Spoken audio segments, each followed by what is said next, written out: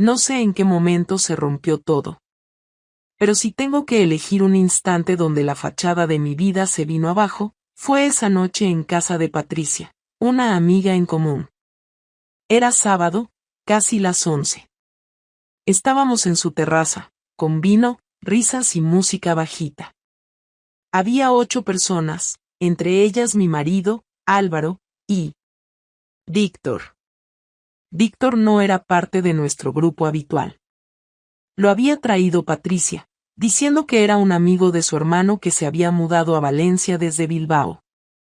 Alto, con barba de 2 días, y una seguridad en sí mismo que contrastaba con la mirada tranquila y aburrida de mi marido.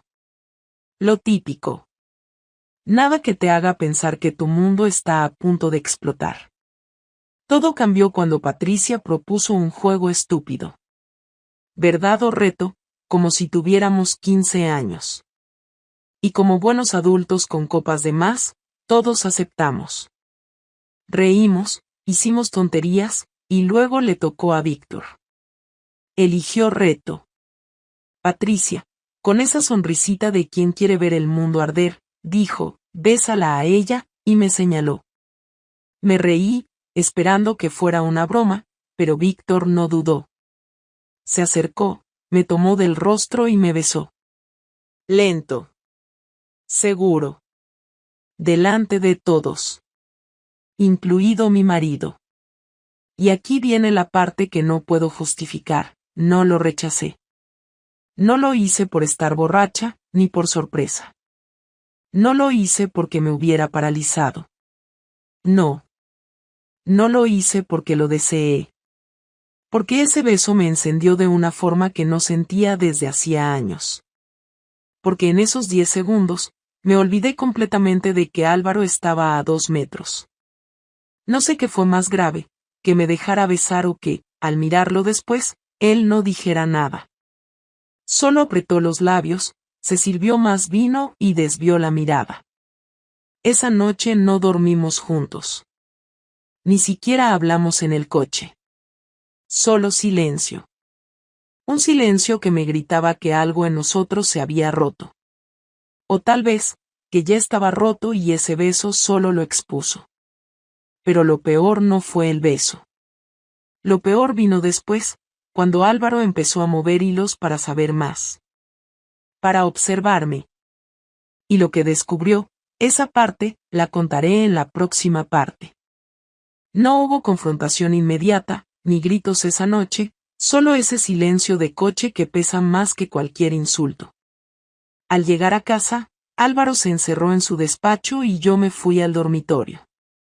Me duché sin prisa, repasando cada segundo de ese maldito beso. Pensaba que el asunto quedaría ahí, como una anécdota incómoda que se enterraría bajo la rutina. Estaba equivocada. A Álvaro no se le notaba nada al principio, y eso fue lo que me engañó. No hubo preguntas, no hubo reclamos. Me seguía saludando por las mañanas, dándome el mismo beso en la mejilla, haciendo café para los dos. Incluso tuvo el detalle de llevar a nuestra hija al colegio toda esa semana. Parecía normal, pero estaba demasiado normal. Yo intenté también mantenerme tranquila. En mi cabeza me repetía que no había pasado nada más, que no le debía explicaciones porque no fue más que un juego estúpido. No hubo mensajes, no hubo citas, no hubo nada. Pero eso no era del todo cierto. 2 días después del beso, Víctor me escribió por Instagram. No me olvido de tu boca, decía. Lo vi, sentí un vuelco en el estómago y lo borré. No respondí. Lo bloqueé incluso, porque aunque una parte de mí se sintió halagada, la otra sabía que ya había metido la pata una vez y no necesitaba seguir cavando el hoyo. Me prometí no volver a verle. Una semana después, Álvaro dijo que se iría al pueblo por un par de días para ver a su madre. Me pareció raro porque no solía hacerlo entre semana, pero no sospeché. Le deseé buen viaje y aproveché su ausencia para tomarme una copa de vino con Patricia en la terraza. Le conté lo del mensaje de Víctor y me juró que no sabía nada. Reímos un poco del asunto y cambiamos de tema. 2 días después, Álvaro volvió, más tranquilo que nunca. Me besó en la frente al llegar, jugó con nuestra hija, y esa noche incluso tuvimos sexo. Pero fue distinto. No fue cariñoso. Fue meticuloso. Mecánico. Como si necesitara confirmar algo, como si estuviera tachando una casilla. 3 días después, el sábado por la mañana, me dejó una hoja sobre la mesa de la cocina. Era una impresión de una foto. Víctor y yo, en una cafetería del centro, hablando. Ni siquiera recordaba esa salida. Fue hace meses, mucho antes del beso, cuando todavía no era nada. Yo ni siquiera lo llamaba amigo. Solo a alguien que estaba por ahí, que me hacía sentir viva por unos minutos cuando hablábamos. La imagen era nítida. Yo sonriendo, él tocándome el brazo. No había beso, no había nada sexual. Pero bastaba. Debajo de la imagen, Álvaro había escrito con bolígrafo azul, ¿desde cuándo? Me quedé ahí parada frente a la imagen varios minutos. No sabía si sentarme, romperla, llorar o gritar. El corazón me iba a 1000. No porque hubiese hecho algo terrible, sino porque entendí lo que estaba haciendo Álvaro. Me había estado siguiendo. O tenía a alguien que lo hacía por él. No preguntó nada. No exigió explicaciones. Me estaba dejando en evidencia poco a poco. La foto era solo el primer golpe. Cuando entró en la cocina, no saludó. Solo abrió la nevera, sacó el zumo y lo bebió directamente de la botella. Después se quedó parado frente a mí. ¿Qué hacías con él? No pasó nada, respondí sin pensarlo. No te pregunté eso. Fue antes de todo. Ni siquiera era una cita. Pero fuiste, me dijo. Y no dijiste nada. Porque no fue importante. Para ti, no. Para mí, lo es ahora. Me quedé callada. Su tono no era agresivo, pero era frío. Demasiado frío. No dolía como un grito. Dolía más. ¿Hay algo más? Preguntó. No. ¿Estás segura? Sí. No me creyó. Lo vi en sus ojos. No tenía pruebas de algo más, pero no le hacía falta. Ya había decidido que algo más había. Y aunque no fuese cierto, aunque yo no hubiese vuelto a ver a Víctor, Álvaro ya había cruzado su propio límite. Me dejó con la foto, se fue al salón y puso la televisión como si no hubiera pasado nada. A partir de ese día, empezó a hacer pequeñas cosas. Movía dinero de la cuenta conjunta a una cuenta personal. Cambió la contraseña del Wi-Fi. No contestaba mis mensajes cuando se quedaba tarde en la oficina. Comenzó a salir más. Cuando yo le preguntaba a dónde iba, respondía con monosílabos. Me trataba bien delante de nuestra hija, pero en privado se había convertido en un desconocido. No dormíamos juntos. Me decía que roncaba demasiado y se mudó al cuarto de invitados. Pero yo sabía que no era por eso. Un jueves, me llamó Patricia. ¿Has hablado con Álvaro? No, Estuvo ayer con un amigo mío, el abogado. Le preguntó cosas sobre separaciones. ¿Qué? Sí, y pidió tarjeta.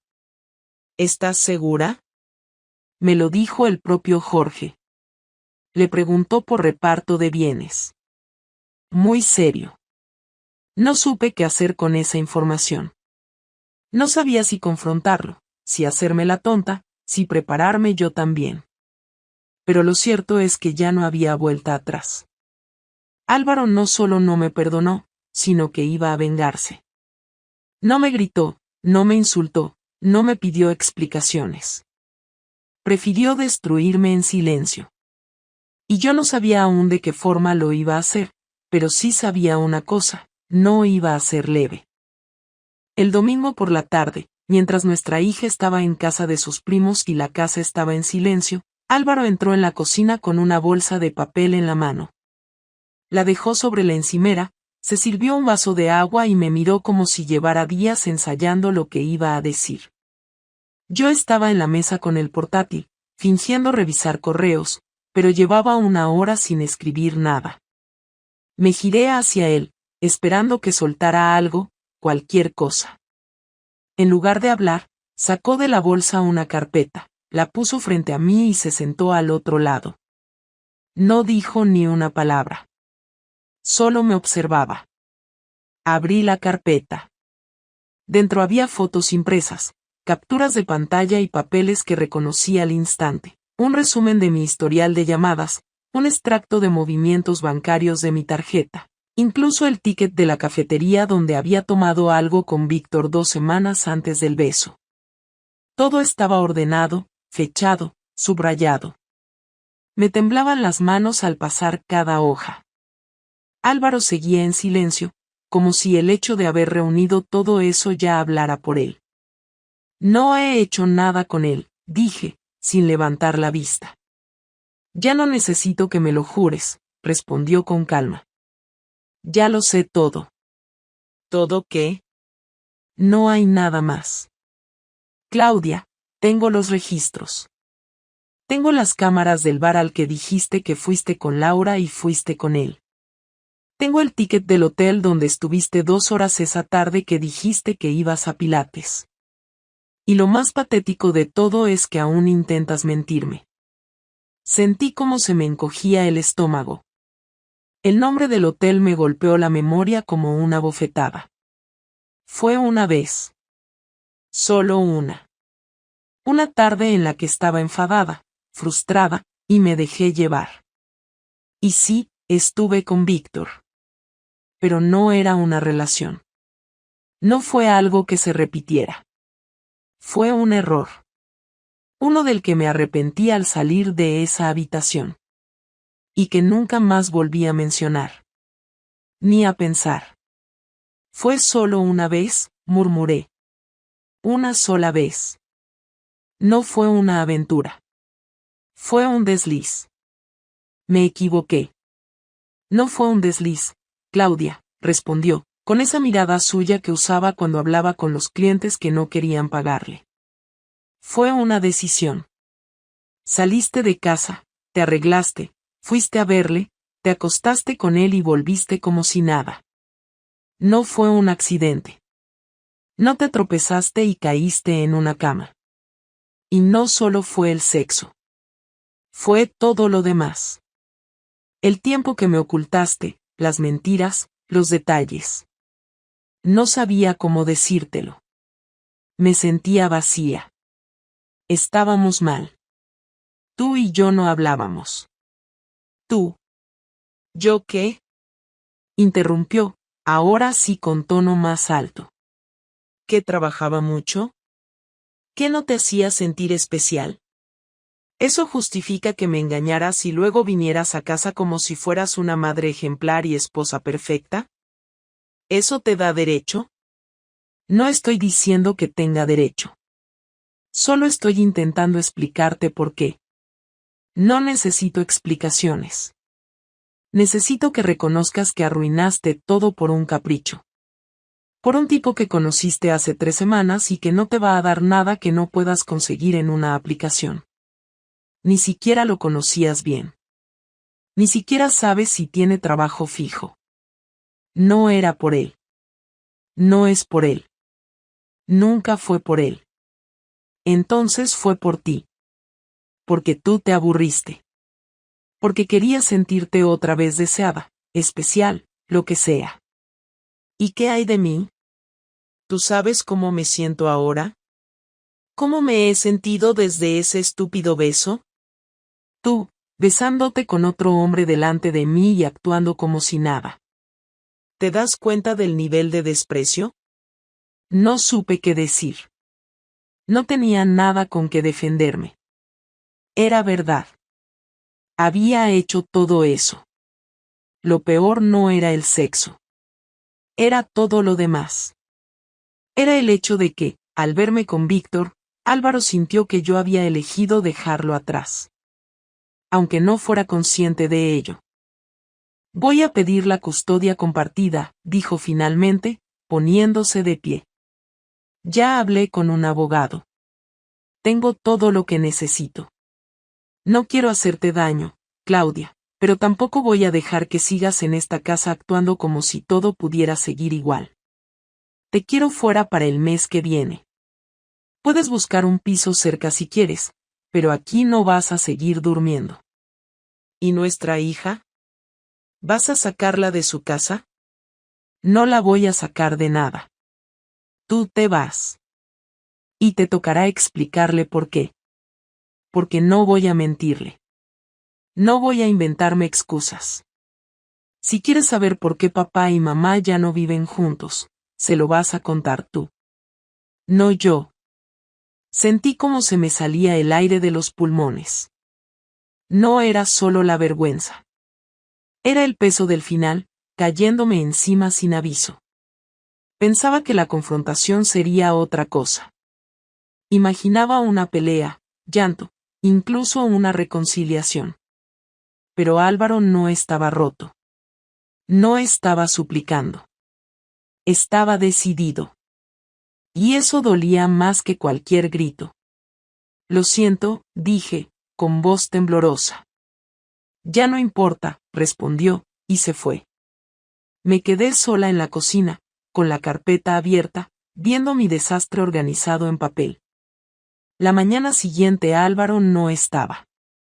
Su lado de la cama seguía intacto y no había señales de que hubiera dormido en casa. Revisé su habitación de invitados y estaba vacía. No me dejó una nota, ni un mensaje, ni una pista. Bajé a la cocina y todo seguía ordenado, como si no hubiera pasado nada. El lavavajillas limpio, el portátil cerrado sobre la mesa, su taza de café en su sitio. Pero su ausencia pesaba. No contestó mis mensajes en todo el día. Ni siquiera un visto. No respondió llamadas. Tampoco a las de nuestra hija, que me preguntó 3 veces por qué su padre no había llegado a cenar. Le inventé una excusa sobre trabajo. Esa misma noche supe que estaba haciendo algo más que ignorarme. El primer golpe llegó 2 días después. Entré a mi cuenta bancaria para pagar el alquiler del local de yoga donde trabajo por las tardes y encontré algo que no esperaba. La cuenta conjunta estaba vacía. No reducida, vacía. Ni un euro. Llamé al banco, pedí el detalle, y efectivamente, todos los movimientos habían sido hechos por él, transferencias sucesivas a una cuenta de su nombre. Sin aviso, sin notificación, sin explicación. Intenté llamarle otra vez, pero nada. Silencio. Ese mismo día fui a buscar a nuestra hija al colegio y me encontré con que ya se la había llevado. Una madre del grupo de WhatsApp me lo confirmó. Me congelé. No porque me la hubiera arrebatado, sino porque no me avisó. No me consultó nada. Hablé con ella por teléfono y me dijo que estaba con papá, que iban a dormir en casa de su abuela unos días. No quise preocuparla, le dije que estaba todo bien. Pero por dentro me hervía la sangre. No por el dinero. No por la custodia. Por el modo calculado y frío en el que lo estaba haciendo todo. Al día siguiente me llegó una carta certificada a casa. Notificación formal del bufete de abogados de Álvaro. Iniciaba el proceso de separación.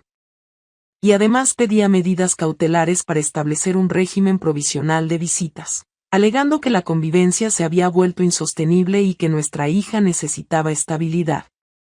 Eso fue una puñalada. No por el divorcio en sí, que sabía que era inevitable, sino por la forma en que lo estaba usando todo para quedarse con nuestra hija sin discutirlo conmigo. Esa noche, cuando por fin respondió uno de mis mensajes, no fue con palabras. Fue con un correo. Frío, impersonal, firmado incluso con su nombre completo. Cualquier asunto relacionado con la menor puede tratarse mediante nuestros respectivos abogados.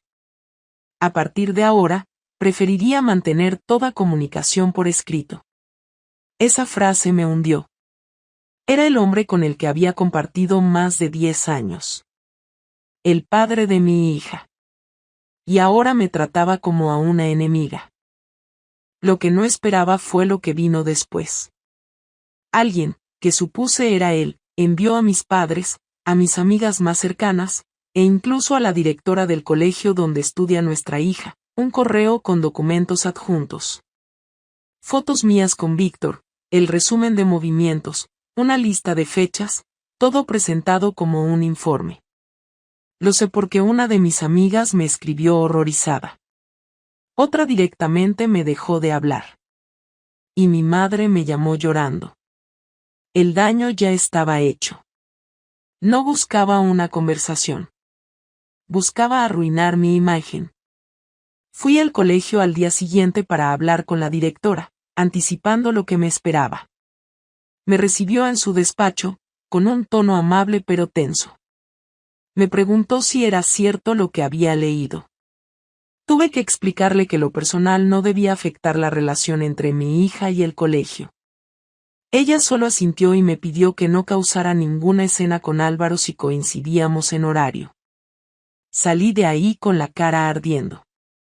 Álvaro estaba decidido a arrastrarme por cada rincón de mi vida hasta dejarme sin espacio donde respirar. La gota final fue el video. Una grabación del estacionamiento del hotel, claramente capturada desde una cámara lejana. Víctor y yo entrando al edificio. A él le pixeló el rostro. A mí no. El archivo no se filtró en redes sociales, pero sí llegó a manos de mi jefe en el centro de yoga, a través de un correo anónimo. No me echaron, pero me retiraron de las clases grupales por cuestiones de imagen, y me dejaron solo con las sesiones privadas. Perdí más de la mitad de mis ingresos en una semana. Empecé a ver a Álvaro por lo que era en ese momento, alguien que no buscaba justicia, sino castigo. Alguien que no se conformaba con separarse, sino que quería que cada persona en mi vida supiera lo que había hecho. No era rabia. Era estrategia. Una ejecución lenta, sin levantar la voz, sin un solo insulto. Me dejó sola, desprestigiada, con la cuenta vacía y la custodia tambaleando. Intenté hablar con él una vez más. Le pedí que nos viéramos a solas, sin abogados, sin intermediarios. Me citó en un café, a las 11 de la mañana de un martes. Llegó puntual, sin expresión en la cara, sin saludar con beso, sin mirar demasiado. ¿Qué quieres?, preguntó mientras se sentaba. ¿Tanto odio me tienes? No es odio. Es consecuencia. ¿No crees que ya es suficiente? Cuando firmes los papeles, lo será. ¿Y nuestra hija? ¿Qué le vas a decir? La verdad. Que su madre tomó decisiones que rompieron esta familia. Que la consecuencia de sus actos es lo que estamos viviendo. No tengo nada que esconder. Tú tampoco eres perfecto, le dije. Yo no destruí nada. Eso fue todo. Se levantó y se fue. Dejándome ahí sentada, con una taza de café fría y la garganta hecha un nudo. Después de aquel café en el que apenas me miró a la cara, supe que no habría reconciliación posible. Había dejado claro que, para él, yo ya no era una persona digna de confianza, ni siquiera de respeto. No lo culpo por eso, pero tampoco esperaba el nivel de frialdad con el que me trató. Tardé varios días en atreverme a escribirle de nuevo, y lo hice más por necesidad que por insistencia emocional. Le pedí que tuviéramos una conversación en persona, sin abogados, sin ninguna condición, solo los dos, como dos adultos que habían compartido casi una década de sus vidas. Le dije que no era para negociar nada, solo para poder cerrar esta etapa de la forma menos destructiva posible, sobre todo por nuestra hija. Me respondió con un mensaje escueto: el jueves a las 19. En casa. Solo nosotros. Llegué puntual, aunque con el estómago revuelto. No sabía qué podía esperar, porque desde que empezó su venganza meticulosa, Álvaro había dejado de comportarse como el hombre que conocía. Abrí la puerta con la llave que aún tenía, entré, y él ya estaba en el salón, sentado, sin mirar el móvil, sin fingir estar ocupado. Parecía estar esperándome realmente. No me ofreció asiento ni bebida. Solo me miró, como esperando que yo empezara. Me senté en el sofá frente a él y solté el aire que llevaba atrapado desde que crucé la puerta. No voy a justificar lo que hice. Sé que te fallé. No vine para pedirte perdón, porque entiendo que ya no sirve de nada. Vine porque necesitamos cerrar esto sin destrozarnos más. ¿Cerrar qué? Me respondió sin levantar la voz, pero con ese tono seco que ya me era familiar. ¿La historia que tú rompiste o la imagen que tanto te molesta haber perdido? No vine a defenderme. Vine porque nuestra hija está en medio de todo esto y no me parece justo que usemos el odio como única herramienta para separarnos. No quiero pelear por la custodia. No quiero arrastrarla por juzgados. Solo quiero que acordemos algo que no la dañe más. Eso lo debiste pensar antes de joderte a otro en un hotel barato, dijo, sin moverse, sin un solo gesto de rabia, como si estuviera leyendo un informe más. Me lo tragué. No respondí. No porque no tuviera ganas de defenderme, sino porque sabía que él solo buscaba comprobar si yo aún tenía el descaro de justificarme. Me quedé en silencio. Entonces él suspiró y se apoyó hacia adelante. No me interesa arruinarle la vida a nuestra hija. Pero tampoco me interesa fingir que tú eres la madre perfecta después de lo que hiciste. Quiero custodia compartida, sí, pero bajo condiciones claras. Que todo esté regulado. Que no haya espacio para tus improvisaciones. Y que si vuelves a meter a alguien en tu vida, lo comuniques. No voy a permitir que esté con tipos que no conozco. ¿Está claro? Asentí. Me pareció justo. Por dentro me dolía que me hablara con esa desconfianza, como si yo fuera un riesgo para nuestra hija, pero entendía su postura. Había perdido todo crédito conmigo. ¿Y el resto? Pregunté. ¿Vas a seguir repartiendo las fotos, los correos, los rumores? Porque eso, Álvaro, no tiene nada que ver con cuidar a nuestra hija. Eso ya es otra cosa. Me miró, y por un momento vaciló. Ya no hace falta, dijo.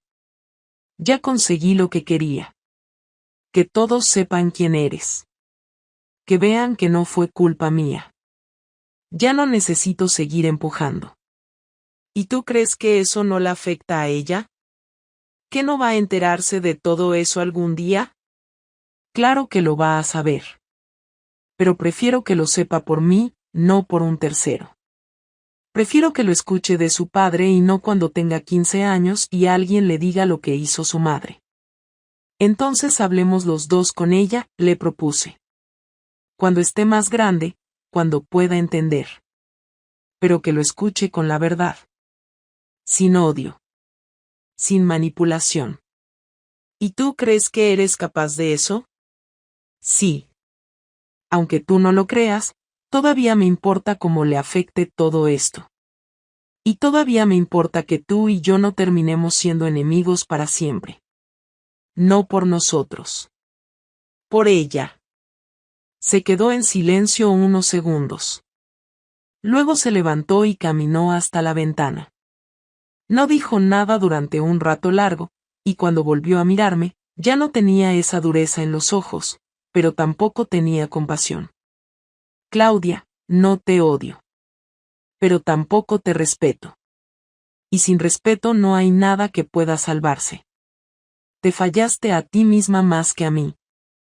Y eso no tiene arreglo. Pero puedo asegurarme de que nuestra hija no sufra más de lo necesario.